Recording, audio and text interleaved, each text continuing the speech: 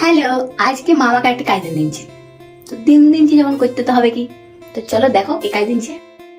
তো কালকে যেমনটা কি তোমরা দেখিছো যে বিড়ি কলাইগুলো রাত্রেবেলা ভিজাইছিলাম, ঠিক আছে? তো সেইগুলো সারা রাত ভিজলো, তারপর সকালবেলা এবার এগুলো পিসি লিবার পালা, কারণ বড়ি করবো। হ্যাঁ, তো তাই জন্য একটু প্রথমে বাটি পেড়ে নিলাম আর ওই ঘর থেকে মিক্সি মেশিনটা নিয়ে চলে এলাম।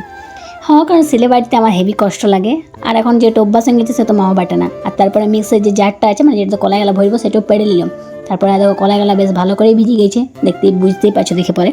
তো সেগুলো এবার দিন দিলাম ওইটাতে ভরে, তারপর বাস মিক্সিটা এবার চালাবো গা। কাজটা আমাকেই দিন, যেহেতু আমাকেই করতে হবে। আর বড়ি বিশেষত্ব মানে আমি খাই বলতে গেলে, ভাজা বড়ি বলো বা পোস্তর সঙ্গে বড়ি মানে খুবই ভালো লাগে। আর বাইরে যেগুলো কিনে না সেগুলো ভেজাল থাকে, মানে সুজি টুজি বহুত কিছু মিশাইন দেয়। এখানে ঘরে করে আর খাওয়ার মজাটাই সেই মানে বিরাট আলাদা। আর এই দেখো এখানে মিক্সিটা একবার করে এমন আওয়াজ উঠছিল না, আমি ভয় লেগে গেছিলো যে ভিতরে আবার কিছু ভেঙে টেঙে গেল না। মানে সত্যি। আর দেখো মিক্সিটা মানে অলরেডি বাটা হয়ে গেল, আর পেস্টটা দেখো কি সুন্দর হয়েছে। আর এত বড় জামটাতে তোমরা ভাবে এতটুকু মানে বিড়ি বাটা, কিন্তু সেটা কোথাও নয়, আসলে বড়িটা দিতে না এই জামটাতে মানে সুবিধা হবে, তাই জন্যই মা একটু দিনছিল প্রথমে। তারপরে দেখো টিনটা অনেকক্ষণ রোদে দিয়ে পরে তেলটা দিয়ে নিলাম যে চলো এবার। তো যখন এবার বড়িগুলো দিব মানে দিবার পালা এলো, তখন আর দেখো ভালো কি হলো, মেঘটার অবস্থা দেখো পুরো কালো করে চলে এলো। আর রোদ না দিলে তো বড়ি দিয়ে চলবে না, কারণ না সকালে বাস গন্ধ হয়ে দিবে। তো বাস আর করা হইলো না আজকে, কি আর বলবো। তারপরে বহুতক্ষণ ধরে কাজ করতে করতে খিদা লেগে গেছিল, তাই জন্য সুজি ছিল অল্প ঘরে, তাই ওইটাই খেয়ে নিলাম টপ টপ করে।